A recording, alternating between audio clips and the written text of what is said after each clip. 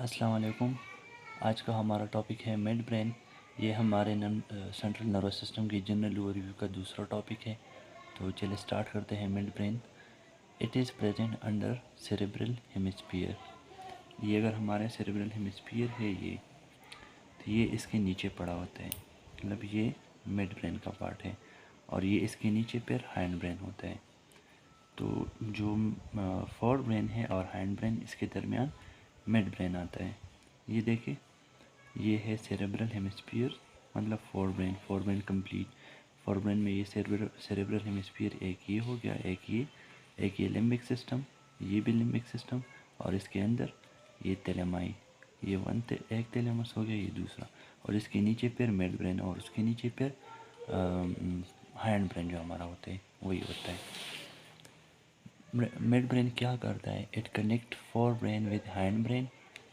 जो हमारे hind brain होते हैं और फोर ब्रेन, इसके दरमियान कनेक्शन, अगर कोई मैसेज ये फोर ब्रेन से हैंड ब्रेन की तरफ जाता है तो ये भी इसी के थ्रू जाता है। अगर कोई मैसेज हैंड ब्रेन से फोर ब्रेन की तरफ जाता है, ये भी मिड ब्रेन की थ्रू जाता है। दूसरा, it control reflex movement of eye और हियरिंग रिफ्लेक्सेस। जो आई के रिफ्लेक्सेस है, हियरिंग रिफ्लेक्सेस है, ये भी हमारा मिड ब्रेन कंट्रोल करता है। तो इसके इतने ही फंक्शन है, कुछ ज़्यादा फंक्शन नहीं है। ये एज अ ब्रिज काम करता है, फोर ब्रेन और हैंड ब्रेन के दरमियान पुल की तरह काम करता है। फिर इसके बाद होता है हैंड ब्रेन। तो हैंड ब्रेन हमारा जो है ये तीन पार्ट से बना हुआ है। एक सेरेबेलम जो कि largest part of hind brain है, फिर पोन्स है, फिर मेडुला ओब्लंगेटा। तो चलो एक एक को देखते हैं। जो हमारा हैंड ब्रेन है ये मिड ब्रेन और स्पाइनल कार्ड के दरमियान है। ये मिड ब्रेन है, इसके ऊपर ये फोर ब्रेन होता है, ये मिड ब्रेन और ये स्पाइनल कार्ड। तो इसके दरमियान हमारा हैंड ब्रेन होता है। हैंड ब्रेन में पोस्टीरियरली ये सेरेबेलम होता है जो हमारे गर्दन की तरफ होता है, और इंटीरियरली ये पोन्स ये ऊपर होता है, उसके नीचे मेडोला होता है। मेडोला नीचे जाके स्पाइनल कार्ड बना लेता है। अब है पहला part cerebellum. It is the second largest part in the brain. ये हमारे ब्रेन में दूसरी सबसे बड़ा हिस्सा है। पहला जो है वो सेरेब्रम है जो फोर ब्रेन का हिस्सा है। अभी ब्रेन में सेरेब्रम के बाद जो लार्जेस्ट पार्ट है वो सेरेबेलम है, और ये हैंड ब्रेन में सबसे लार्जेस्ट पार्ट है। पोन्स और मेडुला से ज़्यादा बड़ा ही होता है। इसका फंक्शन क्या होता है? जो हमारा बॉडी का बैलेंस है वो कंट्रोल कर लेता है। मतलब जब हम बच्चे होते हैं तो हमारा सेरेबेलम इतना ज़्यादा डेवलप नहीं होता, तो हमारा बैलेंस नहीं होता। जब हमारा ग्रोथ होता है तो ये भी इसी तरह मेच्योर होके फिर हमारा बैलेंस बॉडी का कंट्रोल कर लेता है। अगर मैं कुछ राइटिंग कर लेता हूँ, तो जो राइटिंग मैं करता हूँ जिस तरह बैलेंस से मैं करता हूँ, ये बचपन में तो मैं नहीं कर सकता, लेकिन बाद में मैं बड़े बैलेंस के साथ करता हूँ, तो ये सेरेबेलम ही कंट्रोल कर लेता है। अगर मैं चलता हूँ तो ये भी सेरेबेलम ही कंट्रोल करता है। बचपन में बंदा गिर जाता है तो वो सेरेबेलम इतना मेच्योर नहीं होता। बाद में बंदा कटन कटन रास्तों पे चलता है और अपना बैलेंस को कंट्रोल कर लेता है। तो ये सारा सेरेबेलम का काम है। Coordinate voluntary movements of the body. जो हमारे वॉलंटरी मूवमेंट्स है वो कोऑर्डिनेट करते हैं। मतलब अगर कोई हमें जाना होता है कहीं पे, तो जब हम जाते हैं तो रास्ते में जो हमारे पाँव जिस जिस जगह पे लगते हैं, जो सारे ये सेरेबेलम ही कंट्रोल करते हैं। ये सारे वॉलंटरी मूवमेंट्स हैं, तो ये सेरेबेलम कंट्रोल करते हैं। फिर इसके बाद आता है पोन्स। पोन्स मेडुला के अबाव प्रेजेंट होता है, और पोन्स हमारा मेडुला के अबाव प्रेजेंट होते हैं, और जो मिड ब्रेन है उसके नीचे। ऊपर डायग्राम में मैंने बताया था कि मिड ब्रेन होता है, फिर उसके बाद पोन्स आता है, फिर नीचे मेडुला। तो ये मेडुला और मिड ब्रेन के दरमियान होता है। Control transition between sleep and wakefulness. जो हमें नींद आती है फिर हम जागते हैं, तो ये सारा जो ट्रांजिशन होता है ये पोन्स ही कंट्रोल करता है। Control rate and pattern of breathing.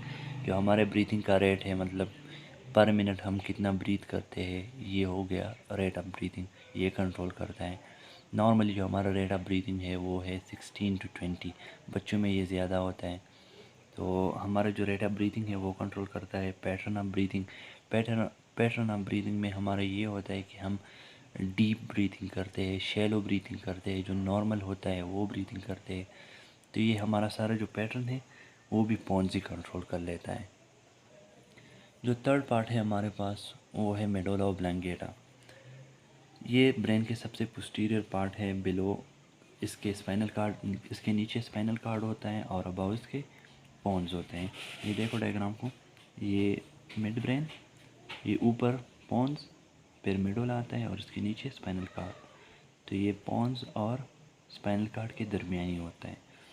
इसका बहुत ज़्यादा फंक्शन होता है। जो मेडुला है हमारा, ये तकरीबन हमारे ब्रेन में सबसे ज़्यादा फंक्शन जो है वो यही कंट्रोल कर लेता है। जितने भी हमारे ऑटोनॉमिक फंक्शन होते हैं, वही फंक्शन जो हमारे कंट्रोल में नहीं होते वो सारे मेडुला कंट्रोल कर लेते हैं। तो जो नीचे मैं आपको फंक्शंस बताने वाला हूँ, ये फंक्शन देख ले, ये हमारे 24/7 मतलब हर टाइम ही चलते रहते हैं।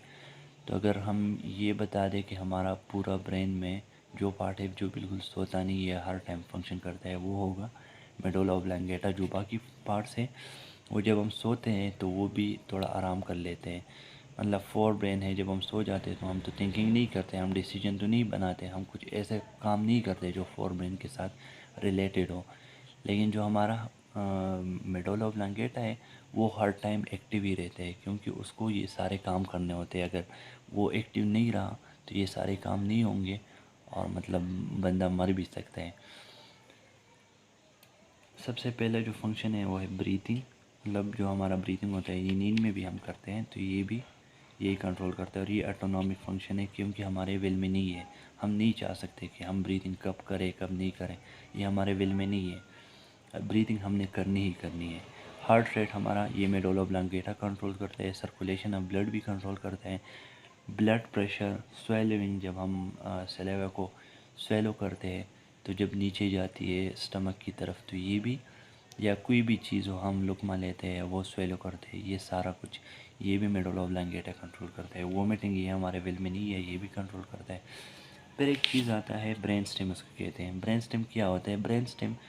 ब्रेन स्टेम का मतलब ये है कि ये जो स्टेम है इसके इर्द गिर्द सारा ब्रेन होता है। मतलब यहाँ पे जो होता है सेरेबेलम, ऊपर जो है इसके ऊपर फोर ब्रेन होता है। तो ये ब्रेन स्टेम इसको इसलिए कहते हैं क्योंकि ये स्टेम की तरह है। देख, इसमें कौन कौन से पार्ट आते हैं ब्रेन स्टेम में? मिड ब्रेन, पॉन्स और मेडुला ऑब्लांगेटा। तो ये तीन चीज़ है ये ब्रेन स्टेम में। कोई भी पूछे कि ब्रेन स्टेम क्या है, तो मिड ब्रेन, पॉन्स और मेडुला ऑब्लांगेटा, इन तीन चीज़ों को ब्रेन स्टेम कहते हैं। तो आज का हमारा टॉपिक हो गया, ये दूसरा टॉपिक था।